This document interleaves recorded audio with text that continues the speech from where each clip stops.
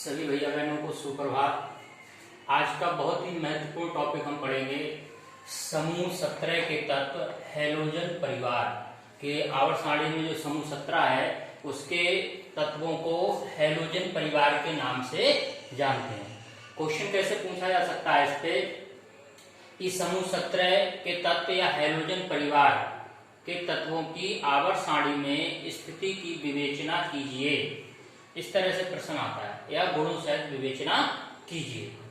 तो कौन कौन से तत्व समूह 17 में रखे गए हैं? फ्लोरीन, क्लोरीन, ब्रोमीन, आयोडीन, एस्टेटीन तत्वों को आवर्त सारणी के समूह 17 में रखा गया है।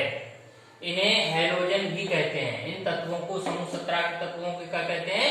हैलोजन। हैलोजन क्या है? एक ग्रीक भाषा का शब्द है जिसका अर्थ समुद्री लवण बनाने वाले तत्वों से होता है। ये जो हैलोजन शब्द का अर्थ है उसका क्या अर्थ है? समुद्री लवण बनाने वाले तत्व से होता है। तो ये हैलोजन हो गया आपका, किसे कहते हैं उसका अर्थ। अब आते हैं इनके गुण। समूह 17 के तत्व या हैलोजन परिवार के तत्वों के गुण। तो इलेक्ट्रॉनिक विन्यास पहला गुण है इनका, किस प्रकार का होता है? NH2NP5 प्रकार का इनका इलेक्ट्रॉनिक विन्यास होता है। इनके बाह्यतम कोश में कितने इलेक्ट्रॉन है? 5 और 2 7 इलेक्ट्रॉन होते हैं। इसीलिए भैया बहनों इन सभी तत्वों को समूह 17 में रखा गया है एक साथ। अब इनका इलेक्ट्रॉनिक विन्यास और उनको याद करने की थोड़ी सी ट्रिक मैंने बताई। यहाँ पर तत्व लिखे हैं फ्लोरीन, क्लोरीन, ब्रोमीन, आयोडीन, एस्टेटीन। तो ये ट्रिक है यहाँ पर। फ्लोरीन का मतलब फूल, कली, बहार, आई, अटपटी। फूल, कली, बहार, आई, अटपटी। या हम कह सकते हैं फिर कल भी इंडिया आना। इस तरह से इनके एलिमेंट के सिंबल को याद कर सकते हैं। एटॉमिक नंबर पहले ही बताया मैंने कि अब क्या होता है इसका नियम। 8, 18, 18, 32 को 8 करो पहले वर्ग में। अब देखो 9 में 8 जोड़ेंगे 17 हो जाएगा। 17 में फिर 18 जोड़ोगे 35 आ गया। 35 में फिर 18 जोड़ा 53 निकल गया। 53 में 32 को 8 करोगे तो 85 हो जाएगा। इस तरह से एटॉमिक नंबर। उसके बाद इनका इलेक्ट्रॉनिक विन्यास जैसे सभी तत्वों का बाह्यतम कोश में क्या बताया इस वर्ग में? NH2NP5। तो सभी का ऑटोमोसल देखेंगे 2s2 2p5, 3s2 3p5, 4s2 4p5, 5s2 5p5, 6s2 6p5। अर्थात सभी के ऑटोमोसल में 7 इलेक्ट्रॉन है। इसलिए इन सभी तत्वों को एक साथ समूह 17 में रखा गया है। और एक बात और बताना चाहता हूँ भैया बहनों आपको कि जो हैलोजन तत्व हैं वो कहाँ तक के माने जाते हैं? केवल आयोडीन तक के ही ये फ्लोरीन से लेकर आयोडीन तक का ही हैलोजन के अंतर्गत आते हैं। फ्लोरीन, क्लोरीन, ब्रोमीन और आयोडीन तक। अगले गुण की बात कर लेते हैं, परमाणु त्रिज्या। जैसे कि हमने पहले भी पढ़ी थी, हर वर्ग में पढ़ रहे हैं इसको। तो हैलोजेंस की परमाणु त्रिज्या किसी भी आवर्त में सबसे छोटी होती है। कि हैलोजनों की जो परमाणु त्रिज्या है किसी भी इनके संगत आवर्त में तुलना करोगे तो इनकी परमाणु त्रिज्या का मान सबसे छोटा होता है। क्यों होता है? क्योंकि इन पर नाभिकीय आकर्षण बल सबसे अधिक होता है। किस तरह से? ये नाभिक हो गया हमारा और ये इनकी क्या हो गई? कक्षाएं। जो पहले में कितनी कक्षाएं? 2। दूसरे में बात करोगे तो कितनी कक्षाएं हो गई? 3। तीसरे तत्व की बात करोगे कितनी कक्षाएं हो गई? 4। और इसके बाद 5वें की बात करोगे तो इसमें कितनी कक्षाएं आ गई? 5। अब परमाणु त्रिज्या क्या होती है? नाभिक से उसके बाह्यतम कोश के इलेक्ट्रॉन के बीच की दूरी क्या है? परमाणु त्रिज्या होती है। तो यहाँ से जैसे ही दूरी बढ़ रही है परमाणु त्रिज्या बढ़ रही है। अब होता क्या है, जब किसी आवर्त में हम बाएं से दाएं ओर मूव करते हैं तो क्या होगा? कक्षाओं की संख्या सीमित रहती है और उसी कक्षाओं में क्या होता है? इलेक्ट्रॉन्स बढ़ते रहते हैं, जिससे नाभिक में प्रोटॉनों की संख्या भी बढ़ती है। तो धन और ऋण आवेश दोनों बढ़ेंगे तो भैया बहनों आकर्षण बल क्या होगा? बढ़ेगा और नाभिक इलेक्ट्रॉन को अपनी ओर खींचेगा, जिससे परमाणु के आकार में सिकुड़न आ जाती है, सिकुड़ जाता है, कम हो जाता है और नाभिकीय आकर्षण बल अधिक होता है। इस कारण से इनकी अपने संगत आवर्तों में परमाणु त्रिज्या सबसे छोटी होती है। इसी में वर्ग में ऊपर से नीचे जाने पर परमाणु त्रिज्या क्रमिक रूप से क्या होती है? बढ़ती है। क्यों बढ़ती है? क्योंकि कक्षाओं की संख्या बढ़ती है। जैसे मैंने बताया, अगर फ्लोरीन की बात करो तो इसमें 2 कक्षाएं हैं, क्लोरीन में 3 कक्षाएं हो गई। ब्रोमीन की बात करोगे तो इसमें 4 कक्षाएं आ गई और आयोडीन की बात करोगे तो इसमें 5 कक्षा होगी। तो जैसे जैसे ये कक्षाएं बढ़ेगी वैसे वैसे नाभिक और बाह्यतम कोश के इलेक्ट्रॉन के बीच की दूरी बढ़ेगी, तो इट मींस त्रिज्या भी बढ़ेगी। अब बात करते हैं अगले गुण की, आयनन एंथैल्पी। तो आयनन एंथैल्पी क्या होगा?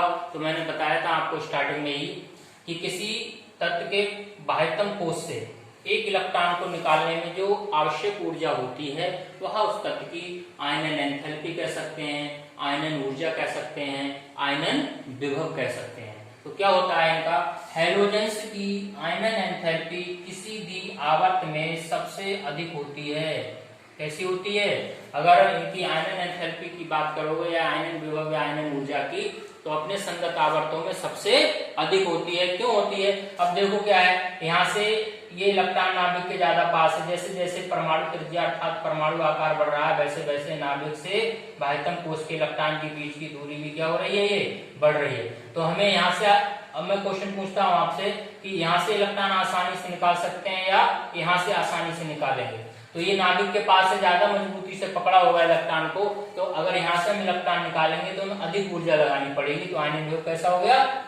अधिक। जैसे जैसे नीचे आएंगे दूरी बढ़ रही है, ये त्रिज्या बढ़ रही है अर्थात आकार बढ़ रहा है। यहाँ की बात करें तो यहाँ से इलेक्ट्रॉन निकालने के लिए हमें कम ऊर्जा की जरूरत पड़ेगी अर्थात आयनन ऊर्जा कैसी होगी? वर्ग में घटेगी। तो ऊपर से नीचे आने पर क्या होता है? इसका मान घटता है। क्यों घटता है? क्योंकि वर्ग में नीचे आने पर परमाणु के आकार में वृद्धि होती है। अगला पॉइंट है हमारे पास इलेक्ट्रॉन लब्धि एंथैल्पी। इलेक्ट्रॉन लब्धि एंथैल्पी, तो हैलोजन की इलेक्ट्रॉन बंधुता, इसको इलेक्ट्रॉन लब्धि एंथैल्पी को इलेक्ट्रॉन बंधुता भी कहते हैं भैया बहनों। क्या कहते हैं? इलेक्ट्रॉन बंधुता भी कहते हैं। तो इलेक्ट्रॉन बंधुता किसी भी आवर्त में सबसे अधिक होती है। अगर इनकी इलेक्ट्रॉन बंधुता की भी बात करें तो अपने संगत आवर्तों में भी क्या है? सबसे अधिक होती है। क्यों होती है? क्योंकि इनका आकार सबसे छोटा होता है। इनका आकार कैसा होता है? अपने संगत आवर्तों के ऊपर बताया गया कि सबसे छोटा होता है। क्यों? क्योंकि इनको आवर्त सारणी में सबसे कहाँ रखा गया है? दाईं ओर रखा गया है, समूह 17 को। और होता क्या है? बाएं से दाएं जाने पर आकार घटता है। तो इनके आकार सबसे छोटा होता है। इससे क्या होगा? इनके नाभिकीय आकर्षण बल ज्यादा होता है, इसलिए इनकी इलेक्ट्रॉन बंधुता भी कैसी है? अधिक होती है। वर्ग में ऊपर से नीचे जाने पर इलेक्ट्रॉन लब्धि एंथैल्पी या इलेक्ट्रॉन बंधुता का मान घटता है। अगर हम बात करेंगे क्या वर्ग में ऊपर से नीचे की ओर आने की, तो इलेक्ट्रॉन बंधुता क्या होगी? घटेगी। क्यों घटेगी? क्योंकि परमाणु का आकार वर्ग में ऊपर से नीचे जाने पर बढ़ता है। तो यहाँ पे कारण लिख दिया है क्योंकि परमाणु आकार बढ़ता है। इसमें नोट भी है भैया बहन, इस नोट को बहुत ध्यान से समझेंगे, यहाँ से क्वेश्चन भी पूछ लिया जाता है, इसलिए इंपॉर्टेंट पॉइंट हुआ आपके लिए। इसमें कह रहा है परंतु फ्लोरीन की इलेक्ट्रॉन बंधुता क्लोरीन से अधिक होने के बजाय कम होती है। अब क्या है? मैंने क्या बताया अभी? वर्ग में ऊपर से नीचे की ओर जाने पर क्या होती है? इलेक्ट्रॉन बंधुता घटती है। तो फ्लोरीन से नीचे क्या है? क्लोरीन। तो क्लोरीन की कम होनी चाहिए, फ्लोरीन की ज्यादा होनी चाहिए। लेकिन क्या है यहाँ पर अपवाद? फ्लोरीन की इलेक्ट्रॉन बंधुता क्लोरीन से अधिक होने के बजाय कैसी हो गई है? कम होती है। तो अब इसका कारण क्या है? इसका कारण है फ्लोरीन का आकार बहुत छोटा होने के कारण। फ्लोरीन जो है, फ्लोरीन का बहुत छोटा आकार होने के कारण इसके 2p इलेक्ट्रॉन के बीच प्रतिकर्षण लगता है। कि इसके जो आकार छोटा है, जो 2p के इलेक्ट्रॉन है, इन्हीं के बीच में क्या होगा? इलेक्ट्रॉन इलेक्ट्रॉन के मध्य क्या होगा? प्रतिकर्षण हो जाएगा, क्योंकि इलेक्ट्रॉन डेंसिटी ज्यादा हो जाएगी अर्थात इलेक्ट्रॉन इलेक्ट्रॉन को रिपल्स करेगा अर्थात प्रतिकर्षित करेगा। तो प्रतिकर्षण लगता है, अतः बाहर से आने वाले इलेक्ट्रॉन पर कम आकर्षण बल लगता है। जब इलेक्ट्रॉन इलेक्ट्रॉन को ही प्रतिकर्षित कर रहा है, पुश कर रहा है, दूर धकेल रहा है, तो क्या होगा? आने वाला जो नया इलेक्ट्रॉन होगा उसका आकर्षण कैसा होगा? कम होगा। तो ये इसका कारण हो गया। क्वेश्चन भी पूछ लिया जाता है कि फ्लोरीन की इलेक्ट्रॉन बंधुता क्लोरीन से कम होती है, क्यों? तो यहाँ से कारण से इस पॉइंट को आप लिख लेंगे। अगला महत्वपूर्ण पॉइंट विद्युत ऋणात्मकता। क्या है हमारी? विद्युत ऋणात्मकता क्या होती है? हैलोजेंस की विद्युत ऋणात्मकता किसी भी आवर्त में सबसे अधिक होती है। तो हैलोजन की विद्युत ऋणात्मकता भी क्या है? अगर संगत आवर्तों की तुलना करोगे तो इसका मान भी क्या है? सबसे अधिक होता है। वर्ग में ऊपर से नीचे जाने पर विद्युत ऋणात्मकता क्रमिक रूप से घटती है। वर्ग में ये भी घटेगी। जब घटेगी तो इसका कारण क्या है? इसका भी कारण वही है, क्योंकि वर्ग में ऊपर से नीचे की ओर आने पर परमाणु आकार क्या होता है? बढ़ता है। अब इसमें मैंने कुछ नोट लिखे हैं, बहुत ही महत्वपूर्ण पॉइंट है। अब कोई पूछ लेता है आवर्त सारणी का सबसे अधिक विद्युत ऋणात्मक तत्व कौन सा है? तो आवर्त सारणी का सबसे अधिक विद्युत ऋणात्मक तत्व फ्लोरीन होता है। कौन होता है? फ्लोरीन होता है। इसी प्रकार से दूसरे पॉइंट में मैंने दिया नोट के, आवर्त सारणी का सबसे अधिक इलेक्ट्रॉन बंधुता वाला तत्व, कि किसकी इलेक्ट्रॉन एफिनिटी सबसे ज्यादा होती है। अब कहेंगे ऋणात्मक ही है तो क्लोरीन होगा, नहीं, तो यहीं पे ध्यान रखना है कौन होता है वो तत्व? क्लोरीन। अभी यहाँ पर रीजन भी आपको बताया है क्यों होता है सर।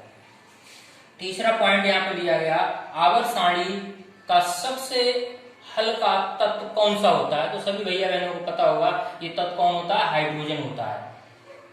चौथा नोट्स लिया मैंने यहाँ पर, आवर्त सारणी का सबसे भारी प्राकृतिक तत्व, क्या यहाँ पर? प्राकृतिक तत्व कौन है? यूरेनियम है। क्या होता है? यूरेनियम होता है सबसे भारी प्राकृतिक तत्व। प्राकृतिक का मतलब क्या है? यूरेनियम से आगे के जितने भी एलिमेंट्स हैं आवर्त सारणी में उनको ट्रांस यूरेनिक कहा जाता है, अर्थात उनको कृत्रिम विधि द्वारा बनाया गया यूरेनियम से। तो प्राकृतिक की बात करें तो हमारा प्राकृतिक तत्व यूरेनियम सबसे अधिक होता है, सबसे भारी होगा। तो ये थे हमारे समूह 17 हैलोजन परिवार के कुछ महत्वपूर्ण गुण और उनकी आवर्त सारणी में स्थिति की विवेचना इलेक्ट्रॉनिक विन्यास के आधार पर। और शेष गुण जो होंगे भैया बहनों इसके नेक्स्ट वीडियो में मिलेंगे आपको, वीडियो 17 में। तो आज के लिए इतना ही। इस वीडियो को अच्छे से देखेंगे और इसका स्क्रीनशॉट लेकर अपने नोट्सों को अच्छे से तैयार कर लेंगे। सभी भैया बहनों का दिन मंगलमय हो।